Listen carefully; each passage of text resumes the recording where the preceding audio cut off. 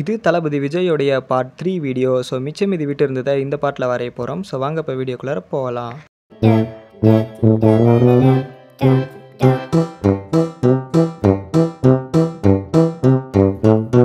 இந்த பார்ட் 1, 2 வீடியோலாம் பார்க்காதவங்க நம்மளோட சேனலில் லிங்க் இருக்குது, அப்புறம் டிஸ்கிரிப்ஷனில் லிங்க் கொடுத்துருக்கேன், பார்த்துட்டு வந்துடுங்க. இந்த பார்ட் 3 வீடியோவில் வந்து பார்த்திங்கன்னா நம்ம மிச்சம் என்ன விட்டுருக்கோம், ஹேர் விட்டுருக்கோம், அப்புறம் வந்து பார்த்திங்கன்னா பாடி ஷேப்ஸ்லாம் விட்டுருக்கோம், அப்புறம் ஒரு டிஷர்ட்டு. ஸோ இது மட்டும் நம்ம இப்போ அந்த ட்ராயிங்கில் வரைய போகிறோம்.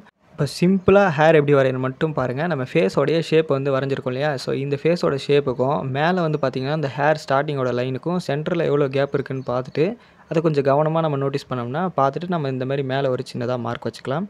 இது ஸ்டெப் 1. ஸோ 2வது ஸ்டெப்பில் வந்து பார்த்திங்கன்னா இந்த ஹேரோடைய லைன் வந்து பார்த்திங்கன்னா லெஃப்ட் சைடில் கர்வ் ஆகிருக்கு இல்லையா? அவரோட ஹேர் ஸ்டைல் வந்திருக்கு இல்லையா?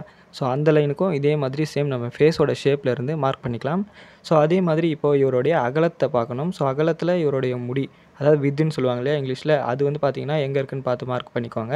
ஸோ இன்னும் உங்களுக்கு எக்ஸாக்டாக வேணும் அப்படின்னாக்கா அவருடைய ஏர்கிட்ட இருந்து பார்த்திங்கன்னா காதுகிட்ட இருந்து மார்க் பண்ணிக்கோங்க. சிம்பிளாக நமக்கு ஒரு 3 ஸ்டெப்ஸில் வந்து பார்த்திங்கன்னா பேசிக்கான அந்த ஹேரோடைய அவுட்லைனுக்கான லுக் வந்து கிடச்சிருச்சு. ஸோ இப்போ நம்ம என்ன பண்ணணும் அப்படின்னாக்கா ஜஸ்ட் நம்ம ரெஃபரன்ஸ் பிக்சரில் இருக்க மாதிரி அந்த லைன்ஸை வந்து மேட்ச் பண்ணணும். நான் என்ன சொல்ல வரேனாக்கா அந்த கர்வ் லைன்லாம் போட்டிருக்கீங்க பார்த்தீங்களா? ஸோ அதெல்லாம் வந்து பார்த்திங்கன்னா அந்த பிக்சரில் எப்படி இருக்கோ அந்த லைன்ஸ் பார்த்து நம்ம இதில் போட்டுக்கணும். ஸோ சிம்பிள் தான். இந்த 3 ஸ்டெப்ஸை யூஸ் பண்ணி நம்ம ஹேர் வரையலாம். இதை தவிர்த்துட்டு நம்ம பசங்களாம் இருக்காங்க பார்த்தீங்களா, நான் வரைஞ்சா கிரிட் மெத்தட் தான் யூஸ் பண்ணுவேன், லூமிஸ் மெத்தட் தான் யூஸ் பண்ணுவேன்னு சொல்லிட்டு அந்த மெத்தட் யூஸ் பண்ணி பல்ப் வாங்கிட்டு ஒன்றுமே தெரியாமல் ஒன்றுமே வரையாமல் உட்காந்துக்கிட்டு இருப்பாங்க. ஸோ ரொம்பவே சிம்பிளாக இருக்கும்போது நம்ம எதுக்கு அதுக்கெலாம் போகணும்? இன்னும் கேட்டிங்கன்னா அந்த மெத்தடில் வந்து பார்த்திங்கன்னா நம்ம வரைஞ்சிட்டு அந்த லைன்ஸ் அழிக்கணும், மறுபடியும் அந்த லைன்ஸோட அச்சு விழுந்திருக்கும், அதெல்லாம் நமக்கு வந்து பார்த்திங்கன்னா பேப்பர் டேமேஜ் ஆகும். ரொம்ப கஷ்டம் தானே? சிம்பிளாக இருக்கலாம் இந்த மெத்தடு. என்ன ஒன்றுனாக்கா நீங்கள் ஃப்ரீ ஹேண்டில் வரைகிறப்போ ஜஸ்ட் அந்த கவனங்கிறது நமக்கு வேணும். எந்த லைன் எங்கே ஸ்டார்ட் ஆகுது, எங்கே முடியுது அப்படிங்கிறத நீங்கள் கவனமாக பார்த்துட்டாலே போதும்.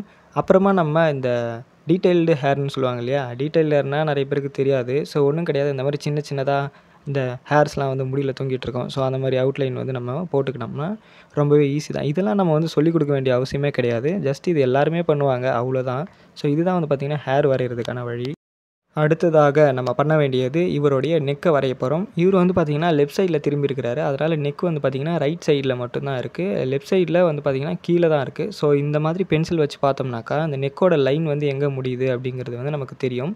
ஸோ இந்த இடத்துக்கிட்ட ஒரு சின்ன புள்ளி மாதிரி ஒரு மார்க் பண்ணிக்கிறேன். ஸோ அந்த இடத்துல வந்து பார்த்திங்கன்னா நெக்கோட லைன் வந்து நம்ம ஜாயின் பண்ணிவிடுவோம். ஸோ சிம்பிளாக முடிஞ்சது இல்லையா? ஸோ இதுக்கப்புறம் மேலே நம்ம வந்து ஹேர் வரைகிறப்போ கீழே தொங்கிட்டு இருக்கிற ஹேரை வந்து நான் வந்து மறந்துட்டேன். ஸோ ஜஸ்ட் நான் அதை வந்து வரைஞ்சிக்கிறேன். இந்த ஃபுல் ட்ராயிங்லேயும் வந்து பார்த்திங்கன்னா நான் யூஸ் பண்ண ஒரே ஒரு பென்சில்னாக்கா அது ஆர்ட்லைன் பிராண்டில் இருந்து ஹெச்பி பென்சில்னு ஒன்று இருக்கு இல்லையா? நார்மலான ஹெச்பி பென்சில், அது மட்டும் தான் நான் யூஸ் பண்ணியிருக்கேன். இது ரொம்பவே லைட்டரான ரிசல்ட் தரும். நான் உங்களுக்கு இது தான் சஜஸ்ட் பண்ணுவேன். அடேங்கப்பா, மண்டை மேலே இருக்கிற கொண்டையே மறந்துட்டேன் அப்படிங்கிற மாதிரி உள்ளே இருக்கக்கூடிய டீட்டெயில்ஸ்லாம் நான் வந்து மறந்துட்டேன் அந்த ஹேருக்குள்ளார.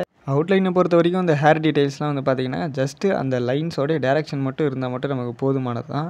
நிறைய பேர் டீட்டெயில்டாக உட்காந்துக்கிட்டு நம்ம அவுட்லைன் பர்ஃபெக்டாக வரணும் அப்படின்னு சொல்லிட்டு ஓவராக பண்ணிகிட்டு இருப்பாங்க. அப்படிலாம் பண்ண வேணாம். ஜஸ்ட் அது வந்து ஷேடிங்ஸில் நம்ம பார்த்துக்கலாம். ஸோ இப்போ நம்ம ஹேரோடைய டீட்டெயில்ஸ் முடிச்சதுக்கப்புறம் இந்த ரவுண்ட் நெக்கு போட்டிருக்காரு இல்லையா டிஷர்ட்டு, இதை வரையலாம். ஸோ இந்த லைன் போடுறப்போ நல்லா பார்த்திங்கன்னா தெரியும் என்னோட அந்த லைன் வந்து பார்த்திங்கன்னா எவ்வளோ ஷைனிங்காக எந்த ஒரு இடத்துலையும் மேடு பள்ளம் இல்லாமல் வருது இந்த லைனு. ஸோ அதே மாதிரி போடணும். ஒரு சில பேர் ஒரு மாதிரி திக்கி திணறி அந்த லைன்ஸை போட்டுருவாங்க. அப்புறம் அது பார்க்குறதுக்கு நல்லா இருக்காது. அப்புறம் இந்த நெக்கு கிட்ட அந்த ஷேடோஸ் வர இடத்துக்கான ஒரு மார்க் பண்ணிக்கலாம். அப்புறம் இந்த ட்ரெஸ்லாம் நான் சொல்லவே வேண்டியதில்லை, நீங்கள் ஈஸியாக வரைஞ்சிருவீங்க. சின்ன பசங்க கூட இதெல்லாம் வரைவாங்க.